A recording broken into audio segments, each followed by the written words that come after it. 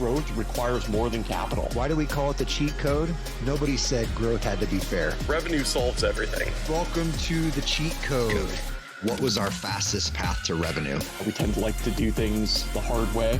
What's the cheat code? It's giving yourself an unfair advantage over the others. What is it that really works, and how are we going to grow these organizations? That's our cheat code. Hello, and once again, you are back on season 2 of the GTM cheat code, as we're now calling it. I'm joined once again by my illustrious co-host, Mr. Josh Wagner. What up? What up? So we've got a great guest here for us today as we continue down this path of partnerships. So obviously, season 2 is anchored in. He's done this so many times, but I'll take a quick trip in the Wayback Machine at Drift, at Terminus. Now the co-host with some random woman. I don't know if he knows her at all. At the Friends with Benefits podcast, which is great. I was on that last year now, which is a great time. Also, the co-founder of Arcadia, Jason Yarborough. Welcome to the show. Hello, Mr. Yarby. Hello. Thank you, guys. Hello. What's happening? It's good to be here. Jason, what is up? Josh, I've heard you called a lot of things, but never illustrious. So I like it. Yeah, it's the first This will be the only time. It'll probably be the last time, too. Yeah, it'll probably be the last time.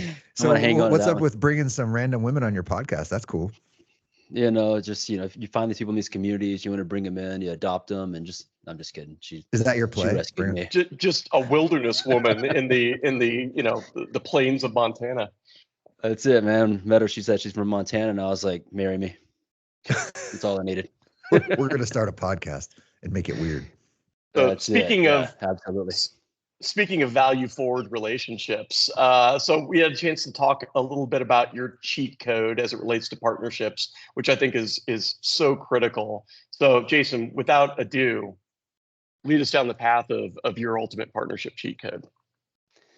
Oh man, the back, left, right, AB play. 30 lives. So yeah, there's been a couple of cheat codes that I've been able to, I don't want to call them master, but I've been able to learn and effectively execute on. One has allowed me to start this company, Arcadia, and that's really how do you incorporate the partner program into what the sales team and marketing team is doing, right? Like what I was calling this at Drift was how to be fully and natively incorporated into the field team's daily activities. Really, it's what Josh and I talk about with our portcos all the time, which is like you have to find mutual value and you have to integrate that go-to-market motion in a way that makes sense for the partner, the customer, and obviously your organization. So that's why I love this so much. I think what's that look like functionally?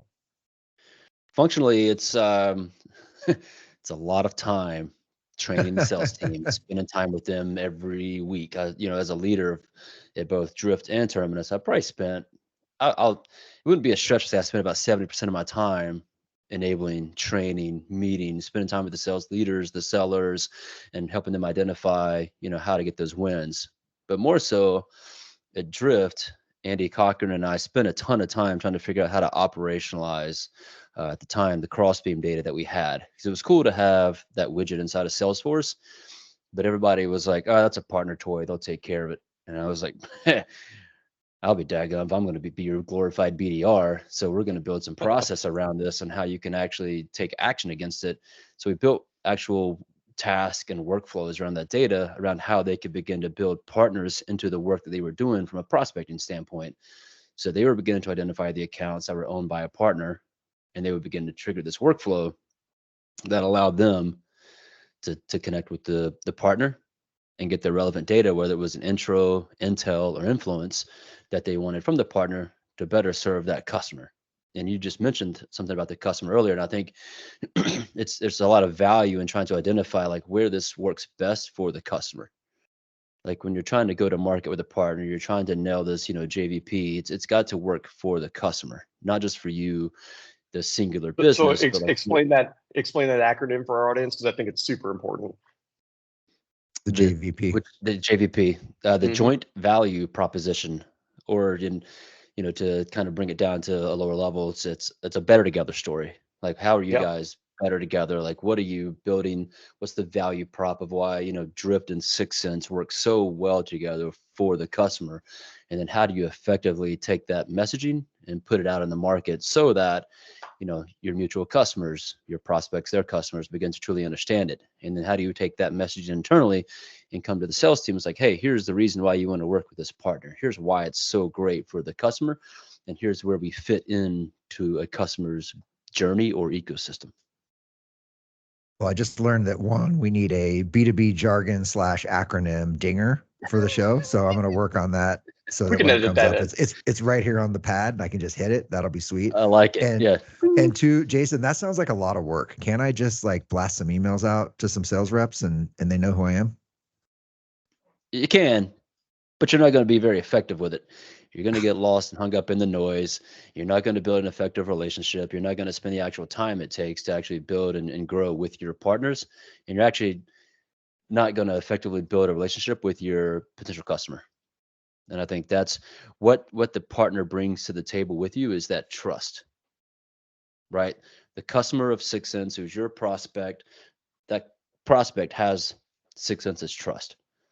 So when 6 Sense comes to the table and says, hey, Fortinet, you should talk to these guys Drift over here because they have a play where they can utilize this data you're doing when they hit the website of everything you're pushing through our platform.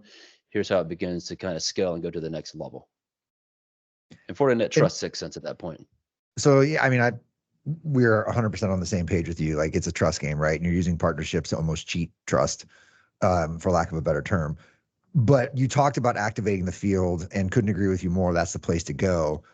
But what are some of those activities that you're doing in the field to build that trust with your partners enough for them to say, hey, you should talk to my friends at 6 Sense because they are, great at this? So building trust with the partners? Yeah, with the field specifically. So when it comes to the partners, one of the things I've done that I think has been effective is treating the whole ecosystem as a community. Right. So it's great that we would have, Shift as a partner. It's great that we would have 6 Sense and SalesLoft as partners as well. But I think it's even better when they all know each other and they're all talking to one another, and you create kind of this, what I call it, atmosphere of all these partners. You can create this whole community, bringing them together once a month for a news hour, communicating to them as if it was just one big, massive community and engaging them all so that they're all kind of moving in the same direction. I had this layer that I kind of envision. It's like a partner program kind of, the middle of it sits inside of your alliances. The table stakes are your CRMs and your marketing automation platforms. That next layer becomes your tech partners. And then that last layer that takes it all and makes it most effective are your agency, your channel partners. There's really two aspects to this, right? Like there's the creation of that joint value prop, which to your point earlier, like has to be a storytelling exercise. It has to be that better together message. You have to define it. You have to position it in a way that's going to resonate with those customers. But then to Josh's point, like you have to activate that entire ecosystem around that value prop. And I think, well, those are both points that we see organizations missing out there, right? Like they assume that the joint customer and even the folks within the partnerships themselves are going to have this natural understanding of why these two partners are better together, which just frankly does not happen. And really we see this, articulated in a lot of different ways depending upon audience. It can be, ROI models and business cases. It can be on the other end of the spectrum, highly narrative driven, advertising results, for a nearest neighbor type, competitor or, just relative business to them. But then once you've got that message defined and it's super dialed, like you have to spend a lot of time indoctrinating the entire partner organization, and to your point, the entire ecosystem on that better together message. And that requires building trust as well. You're really selling, it's that one-to-many sale, which is what's so powerful about partnerships. Yeah, no doubt. And to kind of take all that and to kind of wrap it up in what we did at Drift. So when I came on, I was tasked with kind of building the tech program, and there wasn't a whole lot of work being done from the field team, a whole lot of work being done from the marketing team, and 6th Sense was kind of out here looking in like, okay, what are we doing here? We're kind of at that, like the middle school dance. We're like checking each other out. What are we going to do here? Are we gonna Everyone's on dance or opposite not? sides of the gym. You're like kind of getting closer, And so I was like, all right, all right, 6th Sense, all right, Drift marketing, Drift sellers. What if we did this? What if we just spent one entire quarter only focused on 6th Sense? 6th Sense, the same thing. We're going to spend an entire quarter just focused on you. I had some ask of their team, like, I want to spend time enabling your CS team, your AEs, is any other team that we can get in front of. And you guys have a featured partner on your website. I want to be that featured partner for that quarter. Mm-hmm. Had some ask of them of how we can spend time inside of their world. And then I went to marketing. Justin Keller was VP of marketing there. We worked very closely together. And I said, hey, we're not leading any of our offers or campaigns with a partner. You guys come to us about 3/4 of the way through because you need more leads, need more registrations. That's not a fair ask to the partner. What if we started this quarter and we did a couple of initiatives with 6th Sense and it was partner led? Mm-hmm. Can we begin to see what happens in that case? Can we spin up some ABM campaigns utilizing this crossbeam data that we've got? Can we build up some chat playbooks that are specific to 6th Sense customers anytime they hit the website? So we began to run some plays there. And then went to the sales team and we built out a field guide of selling steps of how to sell with our partners, specifically mentioning 6th Sense everywhere it would say partner. Mm-hmm. And so as we began to enable and train, we kicked off the quarter with an all hands sales training with that field guide that broke it down into a much bigger step-by-step guide of how to sell with 6th Sense, and kind of broke down of when you need intros, what do you do? When you need intels, what do you do? When you need influence, what do you do? Made it very plain and clear of how to work with 6th Sense, aka a partner. Because here's the thing, like I knew if we can get it right with 6th Sense, we can go do that with Sales Loft. We can go do that with Right. anybody else. They get it right with one partner. And it worked. It worked so well that marketing was like, all right, we're going to go more partner led, to the point where 75% of all offers that Drift put out from a marketing campaign was partner led. I love that Cool. because it forces what naturally seems to never happen in partnerships, which is engagement right at really even in the planning stages is what you're talking Right. about, right? Like not even, at the interest stage, but like how are we jointly going to market, to your point? Like how do you integrate those go-to-market motions so that they are seamless and that they really run end to end, which so I want to ask you about the elephant in the room there, which is always when I involve the belief, and I'll position it as a belief because fast forward, I fundamentally believe this is false, but there is a predominant belief that involving partners slows down deal cycles. How do you combat that? I combat it with data. So what did that look like? Yeah, I love that approach, obviously, but like, what'd you actually find there when you pulled that data? Deal cycles moved about 40% faster when a partner was involved versus when they were not. Wow. And so we were able to That's a big close number. deals. Yeah. And once I took that to the team, they were like, why are we not shouting that from the rooftops? I'm like, why are you guys not listening? Right. And we began to look at more and more data, like down to like deal size, deal cycle. And I got support from like our business services team, and they began to pull numbers even down to like net retention. And I asked them, I was like, I want to see what the stickiness factor looks like when we have integrations with our partners. And they came back and they were, wow, we didn't realize it was going to be this Right. big. So 60%, they were 70% likely 6 or more integrations, 70% likely to stay.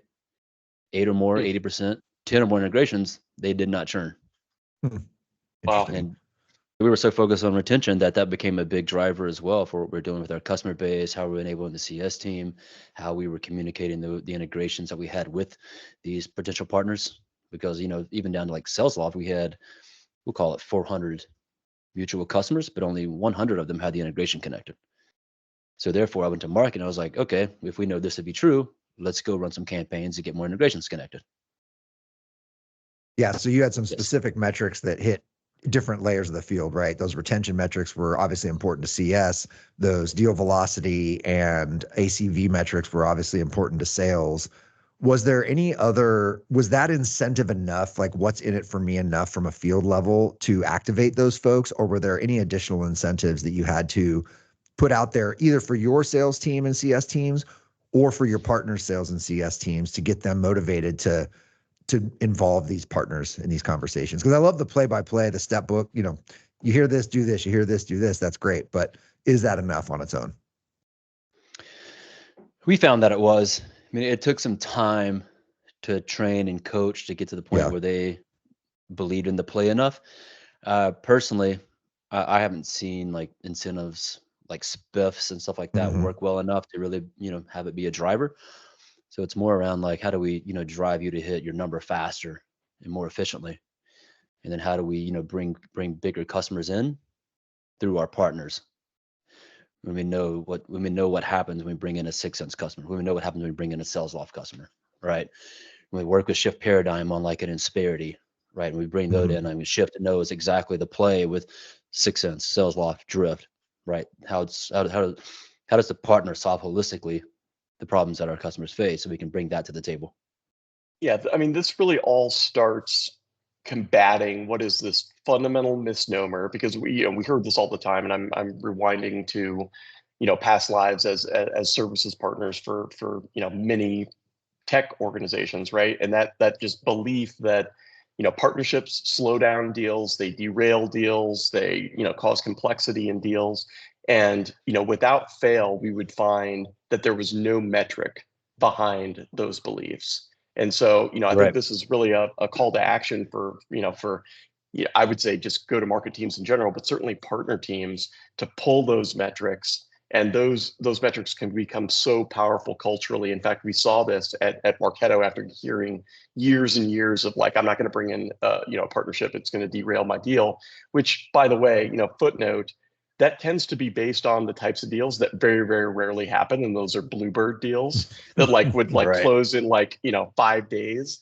Like, that's a rarity. And you can certainly see how introducing partners could potentially slow that down. I'd say that the ROI of increasing that deal size, increasing the relationship with the customer far outweighs that. But I think that's kind of that misnomer that where this belief gets addressed. But we saw at Marketo somewhere around 2016 to 2017, they did actually a really good job after they had analyzed their launch point ecosystem, which is what their partner ecosystem effectively used to be called. And when they had 3 or more launch point connections, i.e. 3 or more partners involved, like, churn went down by 60%. And suddenly, like, this must have been introduced at a board meeting, which translated down to an RKO and so on and so forth. But soon, like, everyone had this stat like top of mind, which I think is also what's so important about executive teams getting behind pulling these metrics and really driving them into the organization. Because after that, it became fundamentally easier to start those conversations. And so, again, I think it's just a complete call to action for teams to actually pull those metrics, and you'll be surprised at what you find. I think that's where most partner programs that don't get that level of buy-in get it wrong.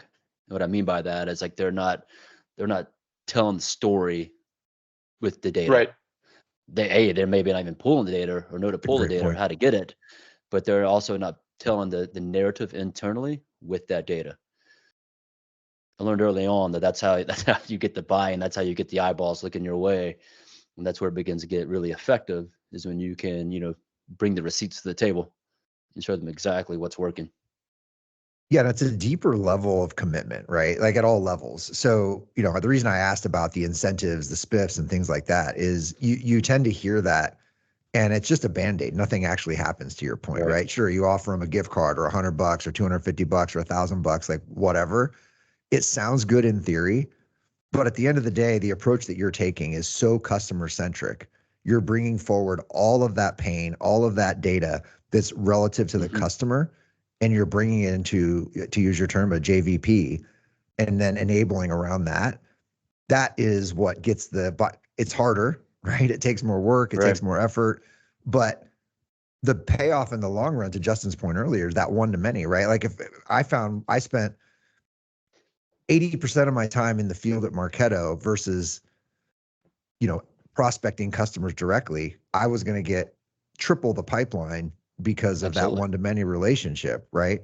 And the insights that I could bring from, hey, I just talked to 5 customers last week, and here's what they're telling me. That's highly valuable to the Marketo AE and vice versa, right? Like if they come Right. back and tell me that same intel, now instead of, hey, I'm just checking in, what kind of deals do you have in pipeline? It's like, dude, I just talked to the biggest medical device company in the world, and this is what their marketing team's telling me. Oh shit, you kind of have that dialogue. That's a much better Absolutely. relationship than. That's what I love about working with like channel partners or agency partners, like working with you guys back in the day, right? Is that you see the whole picture, right? You see what the customer's really trying to solve for and where the tech or those JVPs, so to say, begin to plug in and solve those problems and propose solutions. Right. As to where, like when I'm at Drift or when I'm at Terminus, like we're focused on our own product. We're focused on a singular issue. Well, But Yep. like when I bring you guys to the table, like I understand like you guys have a roadmap of what you're going to roll out for all new partners. I know where I fit in. I know kind of a time frame of when you're going to be making that introduction. I could begin to build predictable pipeline and forecast based off that. So I have a clear understanding, but also like, okay, well, where is Shift working? Where is my ICP within Shift's ecosystem or any agency ecosystem that I should be partnered with as well? And that's something we did at Terminus, right? Is how do you begin to be like a turnkey go-to ecosystem? Yeah. If you know these agencies are helping you drive, 500 to $1 million a year, like who else are they turning on every time they open a new customer? Because I want to partner with those guys as well to make it even more effective. there's a couple hot takes in there I want to make sure that we don't skip by because they are so incredibly important. For the first and foremost, like everyone assumes that most people are coin operated, and so their mind immediately goes to this reward system, which is incredibly superficial.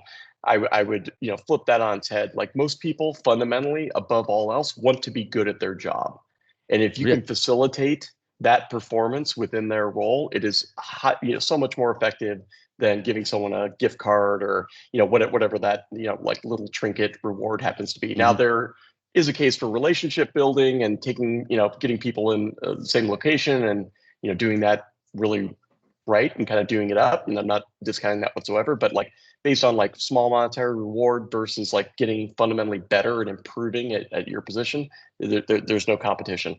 The other one there is what you were talking about in terms of like consulting and agency partners. And this is just buyer behavior, right? Like fundamentally, when most people buy software, they've already realized a problem, they've analyzed that problem, and they've come up with their own prescriptive solution, and they've gone Mhm. to evaluate those providers that play in that area.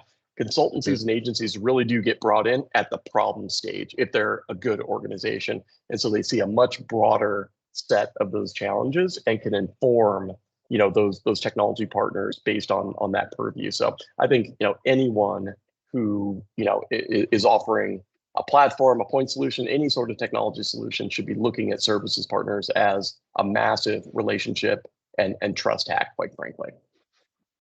Nah, you're spot on, man. Especially like trust hack. If there's any cheat code out there, it's the trust factor, and that's what partners bring to the table instantly.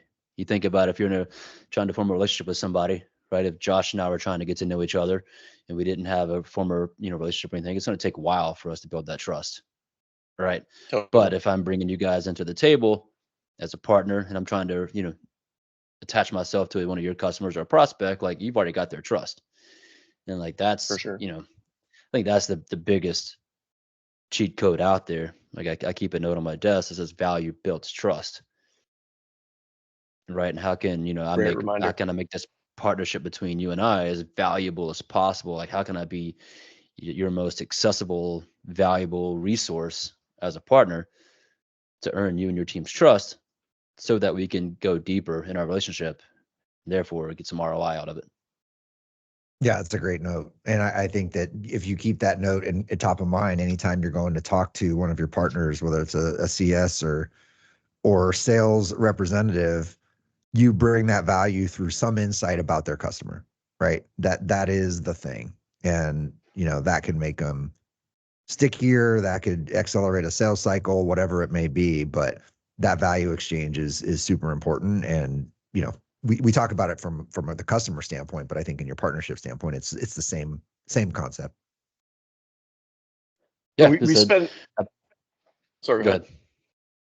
I was just going to say, No, we say spent a lot of time talking about success. I want to make sure that we also get in what is always everyone's biggest question, which is like, what's your number one partner horror story?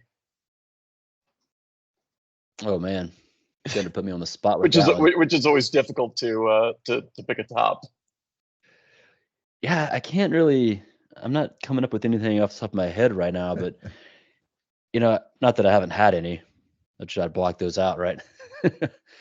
But you see some that just kind of, and this is something that I've been contemplating around from a LinkedIn perspective, and Sam and my wife and I talk about a lot. Is like when you bring the wrong partners on.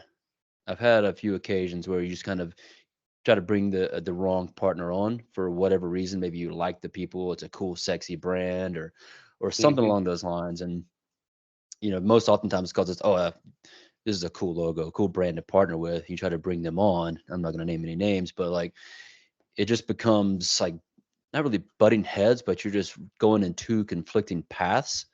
Like you're trying to build this relationship, and you're both trying to get something different out of it from one another, Mm-hmm. and it doesn't What really are some work of those out. early red flags? Like, because that's a great example. But what are some of those early red flags that you can course correct sooner rather than later, and not spend a bunch of cycles? I think early on, if you can begin to recognize, is this going to be a two-way street of value? Like, is it going to be value in and value out? Or is the partner just sitting there with their hand out like this kind of thing? Or am I the one sitting there with my hand out like this? Like I've Right. caught myself where like, I gotta hit a number. Like my hand's out, but I'm not thinking like, okay, if my hand's out, is there something for them to grab, or I'm just waiting for something to come in? It's a great point. Like you can start to see, patterns in these early stage partners of like, okay, you're just in this to try to make a quick grab or try to get something out of it. You're not really interested in investing in the relationship or investing into like the long-term play of how we solve problems. You just kind of want to get a quick revenue hit.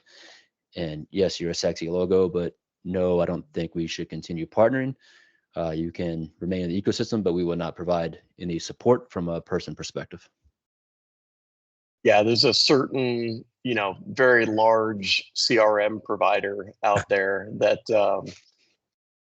I've had experiences that have encapsulated everything that you just mentioned right there, and it fundamentally, if I think back at the reasons for that and what led to that misalignment, is the inability to do the exact kind of cheat codes that you've outlined here, right? Like there really never was a great number one alignment off the starting gate. There never was that joint value prop assembly. It was very much just assumed because of the size and scale of this particular partner and the demand, quite frankly, for their product.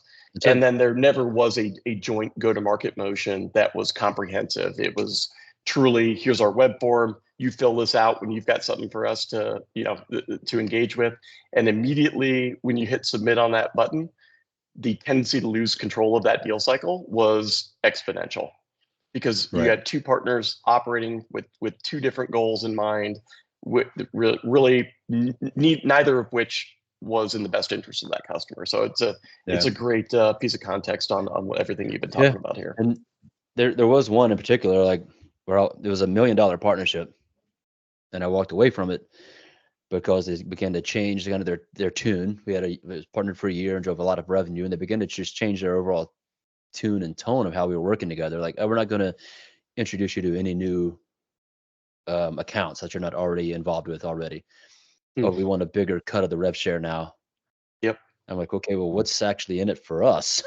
Like, you're right. This is cool, but if I've already got open opportunities, I mean, I'm already, kind of down the path a little bit. Like, I kind of want to be able to help you guys out and get some, new wins out of it, because that's honestly what I'm gold after.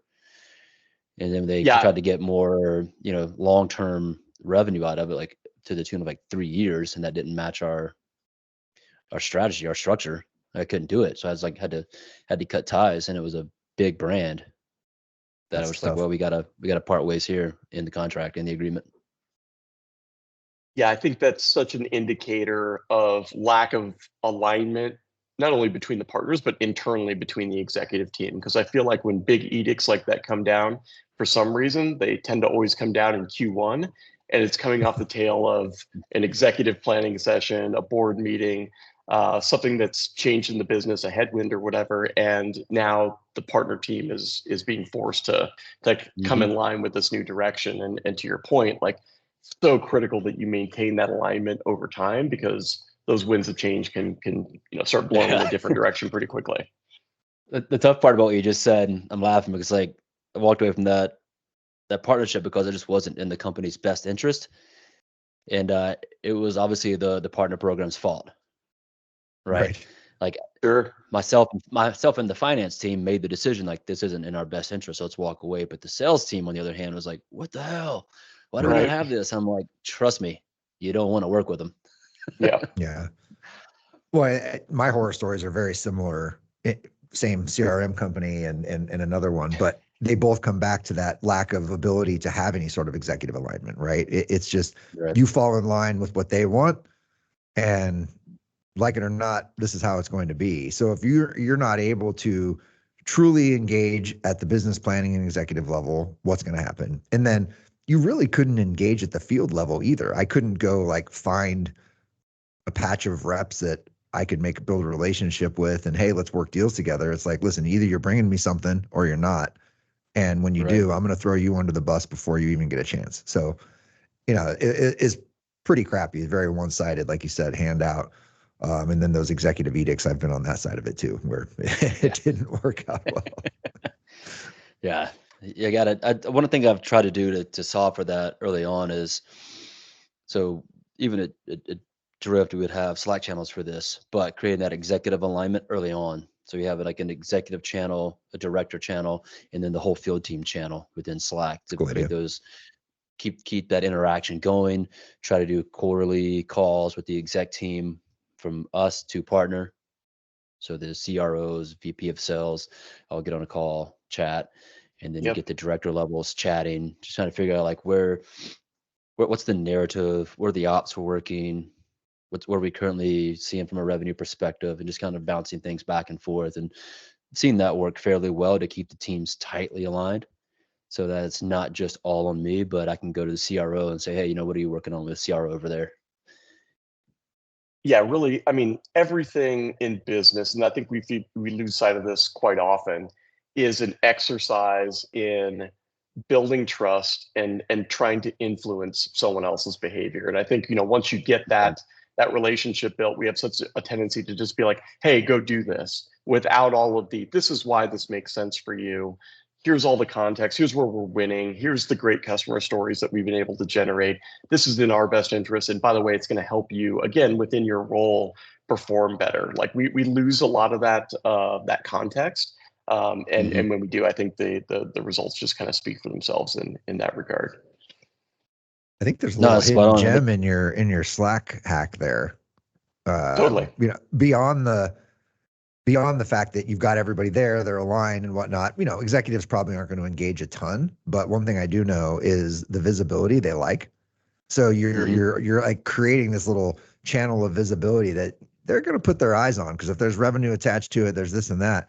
I think that's a little hack that people should jump on. That's pretty cool. It's effective, because if you're working a big deal, like, you don't want to get the CRO involved in everything, but there's a big enough deal to pull them in on, like, and they can drop a quick note to their peers over there. Like, that makes a difference. Yeah, that gets them involved, and they can see that activity. Yeah, I think the visibility is super cool. So, hey, man, I, again, really appreciate you joining us here today. If people want to connect with you and like check out some of the really cool stuff that you're doing, and certainly the podcast, where can they go? Sure. I'm probably way too active on LinkedIn these days, so you can find me there, Jason Yarborough, or LinkedIn/n/Yarby. Kind of leaned into the whole Yarby thing all the way early on. But yeah, my wife and I, that's the random Montana woman that I run the podcast with. She's also in partnerships. We have a lovely podcast called Friends with Benefits. It is a podcast about revenue generating relationships, not about business time with friends. If you catch that. Yeah, we. I'm funny stories about that. Yeah, you're not the only person this week. You can find that on all the Spotify, Apple, YouTube, wherever you want to catch your podcast. All the regulars. Yeah. Well, again, Jason, thank you so much for joining us. Really appreciate the time. Great insights. Really enjoyed it. This has been great. Thank you for having me. Yeah, thank you. And whether you're joining us, coming off season 1 and joining us for season 2, or if you're finding us for the first time and you haven't subscribed, please do so. Really helps us get the message and these great stories out there. Again, thanks to Jason Yarborough for joining us and laying down all these hot takes here today. I think there's just some critical points for not only partnership teams, but really the entire organization out there. This has been another great episode of the GTM Cheat Code, Season 2, all about partnerships, and we'll see you next time.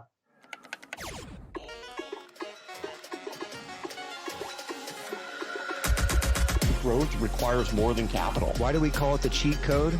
Nobody said growth had to be fair. Revenue solves everything. Welcome to the cheat code. What was our fastest path to revenue? We tend to like to do things the hard way. What's the cheat code? It's giving yourself an unfair advantage over the others. What is it that really works, and how are we going to grow these organizations? That's our cheat code.